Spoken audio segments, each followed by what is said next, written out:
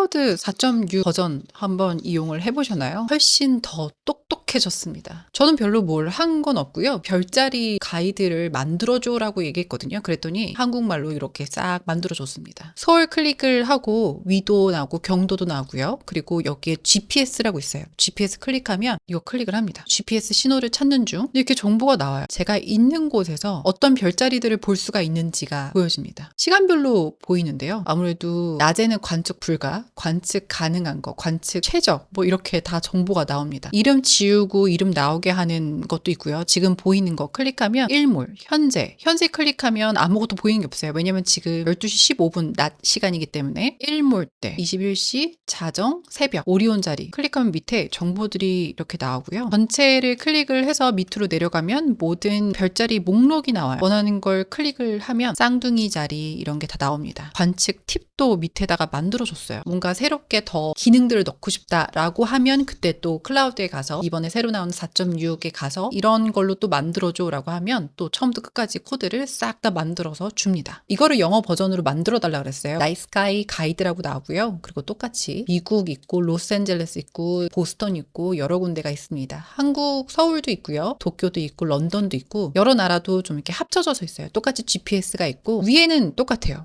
달라진 게 없어요. 9시라는 시간에 당장 보일 수 있는 별자리들을 보여달라 하니까 이렇게 나옵니다. 클릭을 하면 이번엔 팝업으로 나오게끔 만들었어요. 밑에도 이렇게 있고요. 똑같이 팁이 있고요. 이렇게 만든 다음에 월드프레스에다가 올리는 방법 중에서 SEO까지 다 제가 컨트롤을 할 수 있는 방식으로 웹사이트 뒷면에 파일을 올려요. 그리고 워드프레스 뒷면으로 와서 나이스가이 테마를 이렇게 만들었어요. 이거를 선택을 합니다. 그러고 나서 메타 디스크립션을 만듭니다. 이 페이지를 게시를 합니다. 웹사이트에 보여지는 것처럼 구글에서 노출이 될 수 있는 페이지를 만들어요. 만약에 웹사이트를 가지고 계신다면 이런 식으로 페이지들을 하나하나씩 만들어서 무료로 제공을 하고 구글에서 노출이 될 수 있게끔 만들고 트래픽을 만들 수 있는 기회를 만드는 게 좋은 방법이거든요. 만약에 클라우드를 이용을 해보신다면 제일 마지막 버전 4.6을 한번 이용을 해보시고요. 이렇게 저처럼 앱을 만들어서 사이트에도 올려보시고 그런 아주 잘 만들어져 있는 앱들을 모아서 팔아보시는 것도 괜찮을 것 같습니다.